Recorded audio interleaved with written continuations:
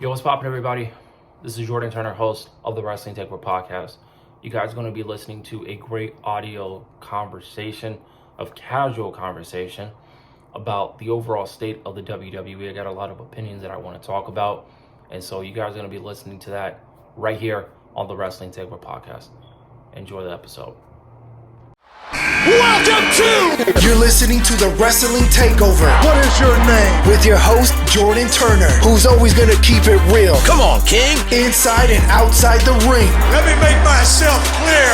He's got the fans behind him, King. It's time to take over, King. Are you ready? He's all fired up now, King. The takeover. Let's go. Welcome to... You're listening to the Wrestling Takeover. What is your name? With your host, Jordan Turner, who's always gonna keep it real. Come on, King. Inside and outside the ring. Let me make myself clear. He's got the fans behind him, King. It's time to take over, King. Are you ready? He's all fired up now, King. The takeover. Let's go. Yo, what's poppin', gang? Welcome back, everybody, to the Wrestling Takeover podcast on audio form on YouTube, Apple Podcasts, Spotify, Google Play, or wherever you get your audio content. Listen, man, we got a lot of wrestling news. It's been a minute since I did a casual conversation about the state of the WWE, you feel me? But today, man, your boy was itching at work to get over here and talk about a lot of topics that I want to talk about with you guys.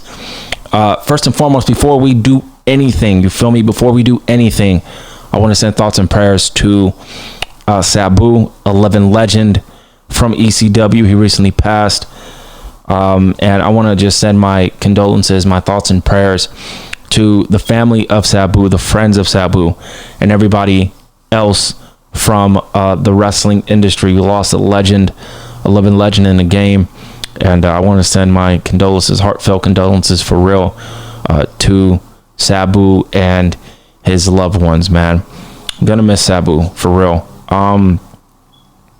But we got to get into a lot of wrestling news, a lot of wrestling opinions.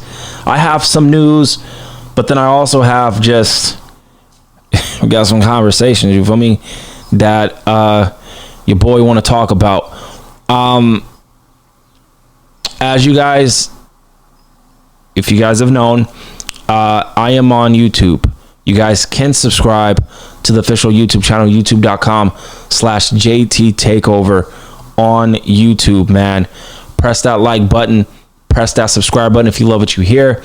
Leave me a comment down below what y'all thought about this episode and everything that I had to say. I'm doing a little something different for you guys. Kind of going to audio form with the YouTube thing. I kind of want to see how that shapes out. Let's see how it goes. But like I said, let me know what you guys think about everything that I talk about on this episode. Casual conversations go a little bit longer than the Monday Night Raw reviews, then the SmackDown reviews. Those are going to be 10-minute long. That's it. Cut to the point. But the casual conversation, we're going to talk about news and rumors and just a lot of topics that I feel like I want to talk about and get off my chest. Those are going to be a little bit longer of a video. And we're going to get into it, though. But I appreciate all the support, man. Love y'all so much, man. And let's continue to let everybody know what the Wrestling Takeover is all about, man. This is the most creative and honest podcast in the space. Most importantly, we keep it real. We keep it 100 on the pod. We never sugarcoat anything. And I want to lean towards it by just being real with you guys, being authentic, and being true to myself with my opinions. And I feel like I do a great job of that, adding that creativity into it as well, too. I have a lot of real opinions that I want to talk about with some of these topics, man. We're going to get right into it, though. I have decided, I wrote a lot of stuff down. We're going to talk about some of the news later on, but we got to get into the Money in the Bank situation because Money in the Bank is coming up, and a lot of people, you feel me, are kind of, coming up with potential winners for the men's and women's, Money in the Bank. Who's going to win for the men? who's going to win for the women, who's going to be involved in the Money in the Bank on the men's and women's side. I think, if you look at the landscape of, WWE and where the Money in the Bank can go, number one, I just hope that it's quality over quantity. I don't want to see 8 women. I don't want to see 8 men. I think 6 is the perfect spot. For me personally, I think 6 is a perfect spot for the men and the women. Now, here's the catch. You better pick the 6 women and the 6 men that you feel not only make the most sense to potentially win the Money in the Bank, but the 6 individuals, men and women, the 6 individuals that you believe who are believable to go up the ladder and grab that briefcase. You feel me? And we don't know who's going to qualify yet. People are just throwing out a lot of names, so I decided, it's a trend. I'm going to hop on that trend, and I'm going to kind of pop up some names here who can possibly win the men's and women's Money in the Bank, and I'll give you guys, my reasons for them and why I feel they should kind of pull the trigger. Now, for me, I know a lot of people feel like the Money in the Bank concept kind of lost its luster. You feel me? I kind of agree with that. It's kind of lost its appeal. It's kind of lost its luster when it comes to the winners, right? We haven't really had a big time winner win the Money in the Bank in a couple years now. Feel me? A couple years. The Money in the Bank and the Royal Rumble is, whether people like to hear it or not, it's about creating new stars. It's about creating new talent, right? You look at the landscape of Monday Night Raw and you try to come up with, I don't know how many people are going to be involved in the Money in the Bank. Maybe it might be 5 for the men and 5 for the women. And we're going to have 10. I don't know. I'm just spitballing with y'all. But I feel like 6 is a good number, but let's say they do 8. You got 4 from Raw and you got 4 from SmackDown. So let's play along with this for a little bit here. Let's start with the men first. You look on Monday Night Raw, got a couple options. You feel me? You got a couple options. Let's be real. All right. But you want to pick not only, some of the top stars, but you also want to, I would say you want to come up with people that you feel are a breakaway from like being in the main event scene and being taken as a serious threat. You get me? And, you can have the CM Punks, you can have the Cody Rhodes in the Money in the Bank. I think that would be great. Seth Rollins, you can have that. Roman Reigns, that's cool. But I feel like for me, you got to have people who you feel are in the mid-card, heading into the world title scene, heading into the main event. And all they need is that one push. And that push being winning the men's Money in the Bank. Now, I already know immediately, for me personally, I think Logan Paul is going to be involved in the men's Money in the Bank for the Raw side. Let's say they go with 8. So who are the other 3 men who are going to be involved in this? I feel like Logan Paul. You can add potentially a CM Punk. That's 2 Raw guys. You can add, you got to think of people who you feel like has a chance to win, number one. And maybe somebody who you feel like you want to give an opportunity, to see what they got. See if they do have a chance to be in the main event scene. And this Money in the Bank is going to be that launching pad for them, right? So let's say you do a Braun Breaker, right? You got the main event guys and Seth Rollins and CM Punk. That's 3. That's 3 right there. If you wanted to come up with another individual, you got a Karrion Kross, who is extremely over right now. Shout out to Kross. Man, I'm a big fan of Karrion Kross, man. It's really cool seeing him actually been giving, an opportunity to go out there and shine and do his thing. And I think he's done his thing very well. So shout out to Karrion Kross, man, for real. You can have a Karrion Kross, you can have a Logan Paul, you can have a Seth Rollins or CM Punk, or you can have a Braun Breaker be involved in that. I think that would be pretty great for the Raw side. A Penta, a Dark Horse, potentially to be added, AJ Styles, a Finn Balor. So those type of cats could be involved in the men's Royal Rumble, or not the men's Royal Rumble, but the men's Money in the Bank on, the Raw side. And you look at the SmackDown side, you got to put Carmelo Hayes in there. That's just me. You got to put Carmelo Hayes. The SmackDown is a little bit thick because there's not really a lot going on in the men's, because a lot of them are in the United States title picture. But let's take some of those guys. You feel me? Let's take some of them. You got Drew McIntyre, right? You got Carmelo Hayes. That's 2. You need 2 more. Let's get LA Knight in there. That's 3. You need 1 more. Damian Priest. Let's get Drew McIntyre. Let's get Damian Priest. Let's get Carmelo Hayes. And let's get LA Knight. Yeah, let's do that. Let's do that. So we got the 8 right there. We got the 4 on Raw. You can kind of intertwine there with the with the 4, and then you got the 4 on SmackDown. It equals 8, right? I think 8 would be a good number, backup number. But for me, I would personally do 6. 3 on Raw, 3 on SmackDown. Now, let's go to the women. I think the women are a little bit more digestible and a little bit more easier to do. Now, for me, I would book the world title match at Money in the Bank would be Rhea Ripley versus Io Sky. That would be me, so that would immediately eliminate Rhea Ripley from being a part of the women's Money in the Bank. If she's going to face Io at Money in the Bank for the world title. So that eliminates Rhea Ripley. You got Roxanne Perez. You got Julia. You feel me?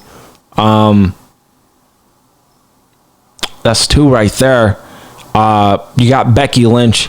That's 3, but I don't think she's done with Lyra Valkyria, but she can be an option. And then you got a Bayley, potentially. And then you can intertwine the storylines between Bayley and Becky Lynch there. So that would be pretty cool to have Bayley, Becky Lynch, Julia, and Roxanne Perez. You got 2 veterans, and then you got 2 newbies there. I think that would be pretty cool to do. So that you got your 4 there for the Raw side. And then you look for the SmackDown side. You got Naomi. You feel me? Odds-on favorite for me personally to win that. I'm going with Naomi. You got Jade Cargill. You can do a Bianca Belair, and then you can even do a Chelsea Green. I think that would be great. A Chelsea Green or a Mia Yim. Do something like that. Intertwine those women there. So if you look at the landscape, both Money in the Banks are pretty promising. They're pretty promising if you ask me. So I would go with 6, but if you want to do 8, it's perfectly fine. I think WWE is going to do 8. I'd be surprised if they do 6.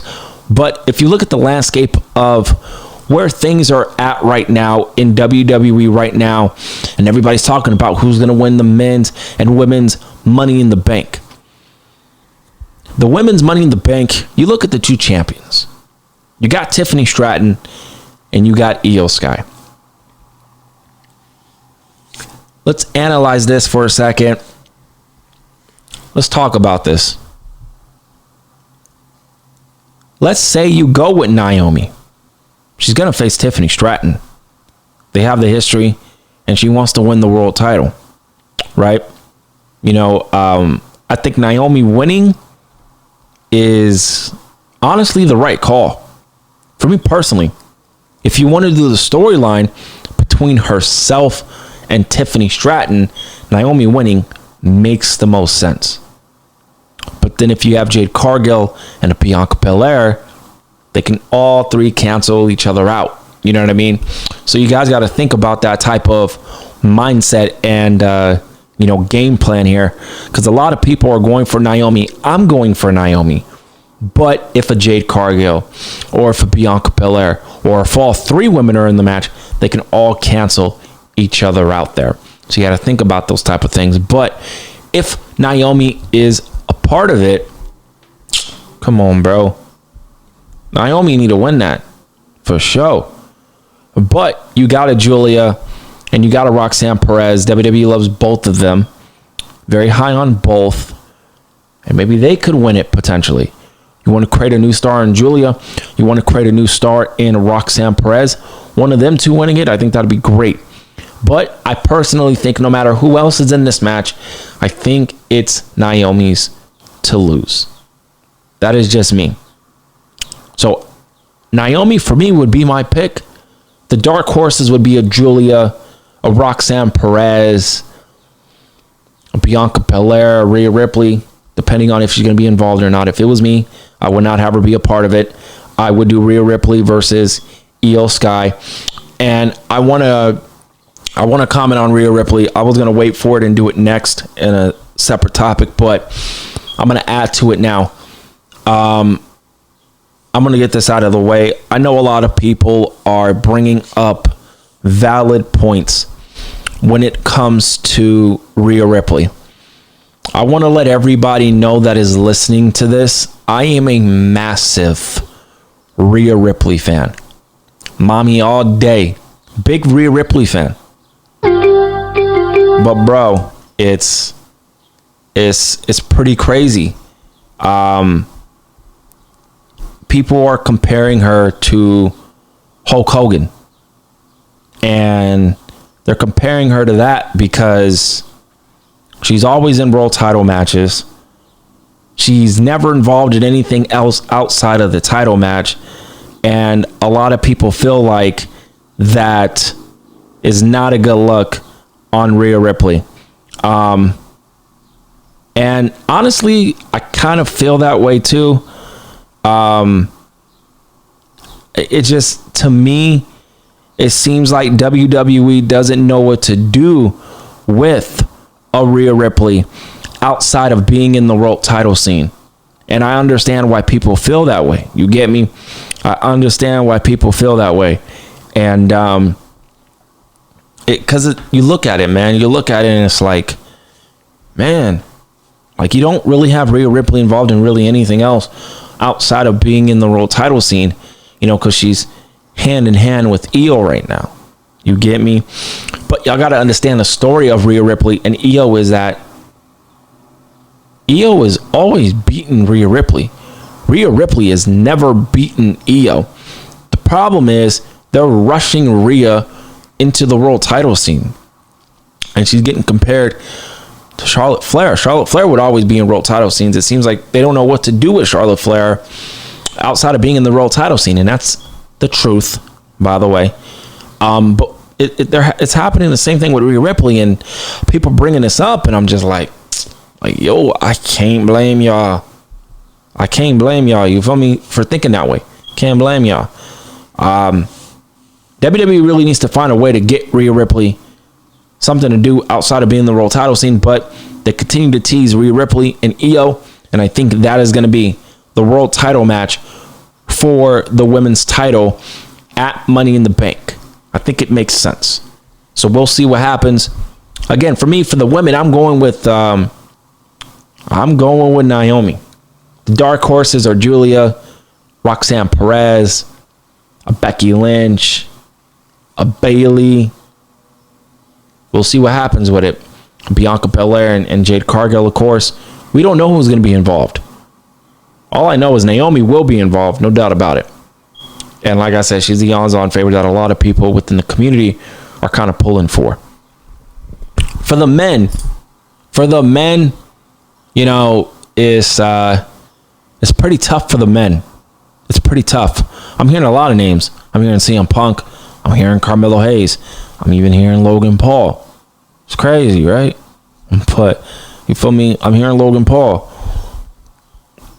I don't know for the men. Is thick. It's real thick for the men because we just don't know. There's just so many options that the WWE can have for the men's winner. For the women, it's all on Naomi right now. Well, like, I'm gonna say, if I had to have a percentage, you feel me? I'd probably say like over 90% of people are picking Naomi to win the women's Money in the Bank.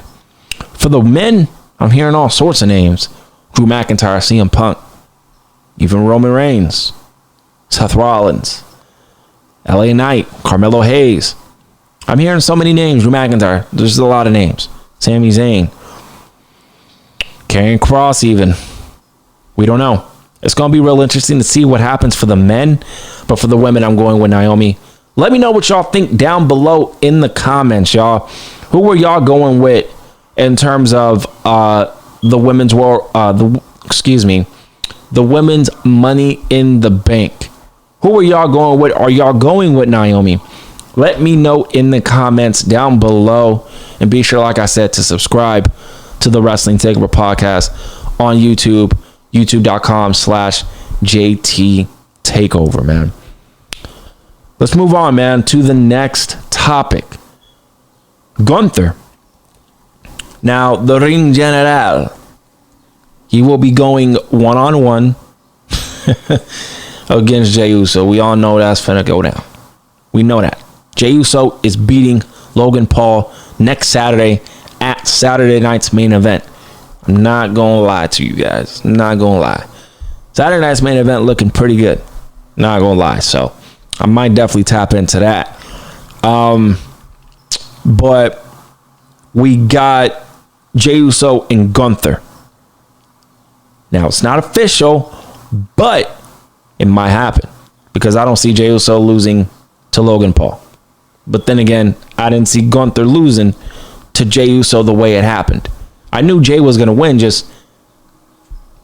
bro, they really had Gunther tap out in his mode. Come on, bro. Come on, man.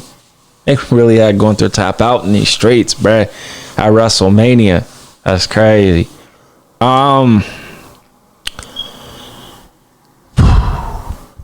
Does Jey Uso have a long run with the belt? I don't know. I would like an idea that I came up with. If you guys are new to the podcast, I pitch a lot of ideas on my podcast.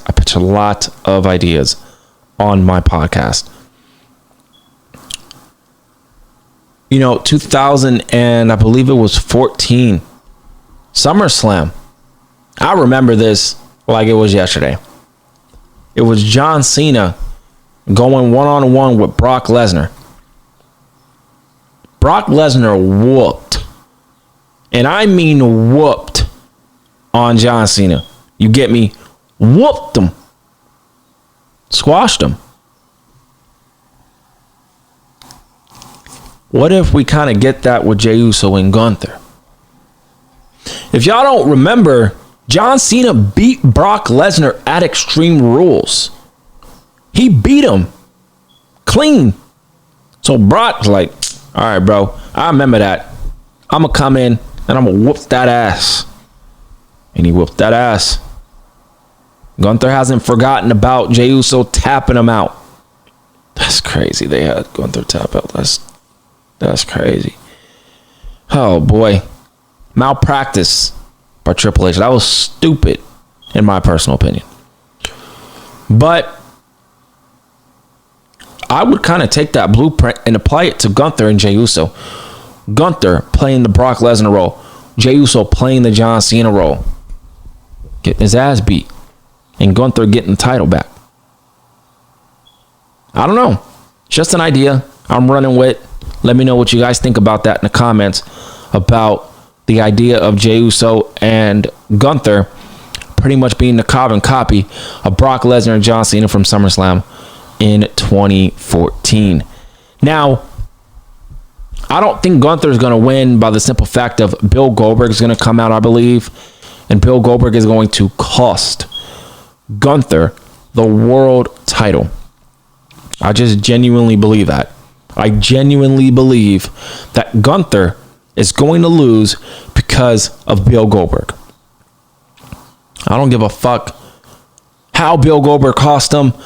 The thing is, what I'm concerned about is, how is Gunther going to lose to Jey Uso again? And this is something that, like, I was okay with it the first time. Man, I'm real with y'all. I always keep it 100 over here. I never lie to you guys. Come on, man. Jey Uso's going to beat Gunther again. Like, come on, bro. Seriously? How is he even going to beat Gunther this time? He tapped him out, so pinning him ain't going to be an option, right? But you need to protect Gunther in the process. You feel me? You need to protect him. But Jey Uso beating Gunther again is like, come on, man. Come on, bruh. You know, Gunther, he beat the fuck out of Pat McAfee. But Pat McAfee not no pro wrestler. But, hey, I mean, he could do the same thing to Jey Uso, but we'll see. I'm a big fan of Jey Uso, so I don't want to make it seem like I'm just piling on the negativity on Jey Uso. I'm not doing that. What I'm trying to say is, I don't know how long Jay's going to hold the title for. So if we're going to get that 1v1 with Gunther, which I know we are, how is Jay's going to win? How is he going to win that? How is he going to win that? That's going to be very interesting to see how, you know, Jey Uso is going to beat Gunther. Then again, he tapped him out before. So what's Penningham going to do? Nothing. Ain't going to do nothing. But yeah, I'm very curious to see how that's going to go down, you know, after Saturday night's main event, because we all know that Gunther is going to go battle the champion between either Logan Paul, come on, man, or Jey Uso. Now, I will say with Logan Paul, this is either one of them or the best shot to win the world title in WWE. This right here. Because Logan Paul could beat Jey Uso. Period. He could beat him for real. So it's going to be real interesting to see how that transpires. Does the WWE pull a shocker and have Logan Paul beat Jey Uso? That's going to be real interesting, and something that is going to be interesting to see. But let me know what y'all thought about it, man. I think we're still going to get Jey Uso and Gunther, because I think, you know, what's it called? I had a brain fart for a second. Gunther is going to face Jey Uso, because I think Jey Uso is going to beat Logan Paul, and then we're going to get Jey Uso and Gunther. But how is that match going to end? That's the question, man. That's the question. So let me know what y'all thought about, you know, my opinions on Gunther and Jay and Logan. Let me know what y'all think about it. All right, you guys, let's get into the next situation, the next topic. The Intercontinental title situation for the men in the picture and where we stand now. We got Finn Balor. We got AJ Styles, right? And we got, you know, Dominic Mysterio as the champ. And we could potentially have Karrion Kross involved. The IC title picture is pretty promising on Monday Night Raw. It's exactly what, you know, I want the or I wanted. What am I trying to say? I want the IC title picture being ran similarity with the way the United States title is being run, where Jacob Fatu has so many opponents. I want the same thing from Dominic Mysterio, to where he has so many opponents. A Penta, AJ Styles, Finn Balor, right? You got a lot of people there. But I think the story is Finn Balor and Dominic Mysterio one-on-one for the Intercontinental title. Every single time that Dominic Mysterio and Finn Balor are on the same television in the same segment, Finn Balor continuously keeps looking at the Intercontinental title. So WWE is pretty much telling y'all, like, yo, we're going to get this. We're going to get this matchup, and it's going to be for the Intercontinental title, and it makes sense. So we got to do it. I like it. I think it's great. Now, is Dominic Mysterio going to have a long reign with the title? That's the question. We're going to have to wait and see how that transpires. But I really want to see a singles run from Finn Balor. I really, really do. I want to see that Bullet Club, New Japan, a pro wrestling Bullet Club in WWE with AJ Styles. I've seen people even saying you can add a female or females with Roxanne Perez or Julia into it. Come on, man. Finn Balor, AJ Styles. Julia. Come on, man. Bullet Club type of thing. I think that'd be pretty cool. I think that would be pretty cool. But a feud between Dominic Mysterio and Finn Balor is definitely imminent. We're going to see that for the IC title, I think. But if I'm following TV and I'm following logic, we're definitely going to see that sometime this year between those two guys. But I want the IC title picture to be similar to the United States title situation with Jacob Fatu. Let's move on, man. Let's talk about Evolution. Let's get into the news now. Let's talk about Evolution, y'all. So WWE is potentially looking at the weekend of July 12th, 2025 to host the Evolution pay-per-view in Atlanta, Georgia. Now, I think regarding Evolution, we don't really have a lot more updates on it. Just knowing a location and the date reportedly being July 12th. Take it with a grain of salt. It's being reported by PW Insider. A lot of people really want this. But here's the thing. Isn't AEW going to be involved on the same day? And I believe NXT has something as well on the same day. WWE did this once before with the Evolution pay-per-view. This isn't painting the Evolution pay-per-view in a great light, by the way, that they're going to be intertwined with 2 or 3 pay-per-views that day. That's not smart. If you really think about it, that's not smart. But I think it is going to happen, and I think that's great. We don't know any more details on it. I really don't want to be fantasy booking because I don't really know what's going to happen. But to know that WWE is actually going to do an Evolution pay-per-view, I wonder if some of the legends are going to come and have a match. It's got to make sense. You can't just have them on the show. All right. But I wonder what type of card we're going to get here. And this might be the card where we get the return of AJ Lee and the comeback return of Saraya, a.k.a. Paige. Maybe the return of Nikki Bella. I'm just saying, man. Keep those 3 names in mind. Nikki Bella, AJ Lee, and Saraya, a.k.a. Paige. Those 3 might be used on that show. And if it is, it's finna be a banger. And I'm gonna be interested in seeing it, man. But the card's gotta be lit. You feel me? It's gotta be lit from top to bottom. You understand? So we gotta get that shit. And if it's cool from top to bottom, I'll watch it for sure. So we'll see what happens.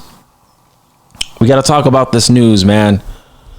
A lot of people freaking out right now. TKO president Mark Shapiro says having high quality but low volume pay-per-view events makes WWE unique. I'm not gonna lie to you guys. All right, I agree with TKO president Mark Shapiro. He says having very high quality but low volume pay-per-view events makes WWE unique. You don't need to have 12, 10, 15 pay-per-views a year. You don't need to do that. Quality over quantity. Right? That's what WWE needs to work on. Quality over quantity. Not fucking quantity over quality. Like, the fuck? Come on, man. You feel me? So, you need to put the best of the best on the shows. Simple. I've been saying that for years. You need to put the best of the best matches on the pay-per-views. Simple. All right? So I do agree with him on this particular situation here. He then says, Mark Shapiro says that there is tremendous upside with ticket pricing. Okay, this is what he said.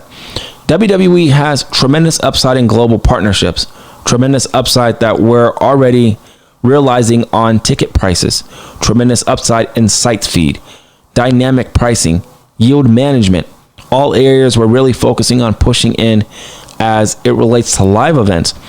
And as you see from our first quarter, our margins significantly expanded, and as it relates to WWE live events, an amazing place to be. When he talks, man, people have every right to continuously complain about the ticket sales, but here's the problem. You can complain about the ticket sales, but I'm telling you,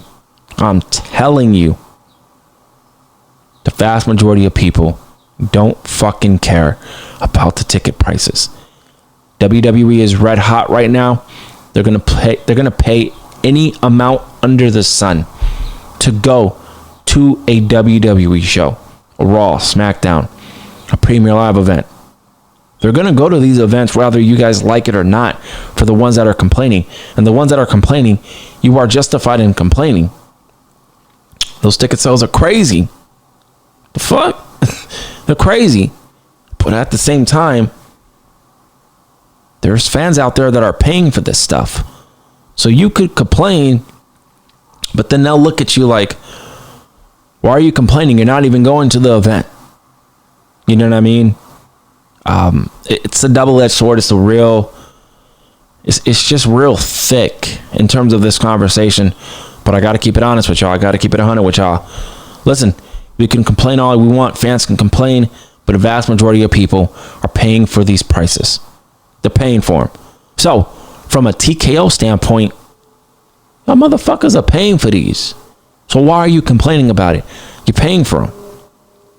The ones that are complaining are the ones that can't go. They're not worried about y'all. They're not worried about y'all. They're worried about the people that continuously pay for these shows. And they do pay for them. So why is TKO going to stop overlarging their prices? They need to calm down. They need to come back down to earth in reality of the society we're in. It's a struggle out here. It's a struggle out here. You feel me? But at the end of the day, the WWE, it's all about the money, man. That's it. It's all about the money. That's all they care about. Simple as that. So we'll see. It's going to be real interesting to see if more fans continuously voice their displeasure, their opinions about these ticket prices. So it's going to be real interesting. Ladies and gentlemen, that's all I got for y'all today on the Wrestling Takeover podcast, the most creative and honest podcast in the motherfucking space, bruh. Y'all know what it is. Y'all know I'm always tapped in. And listen, man, support the Wrestling Takeover podcast on Apple Podcasts, Spotify, YouTube.com/JT Takeover. Subscribe to the official YouTube channel. Give me a thumbs up. Give me a subscribe. Spread the word of the Wrestling Takeover podcast. Word of mouth goes a long way. And follow me on social media, Twitter, Instagram. Y'all know what it is, man. I appreciate all the love and support, man. For those going out, listening to the episodes, listening to the videos, thank y'all so much, man. Thank y'all so much. And I'll be back. I'll be back for SmackDown. And we go in the week on some SmackDown coverage. And then we go intertwine again next week with some more content, man. I appreciate y'all support and appreciate y'all tapping in, kicking it with your boy, Jordan Turner, host of the Wrestling Takeover podcast. And I'm signing off, and I'll see y'all on Friday.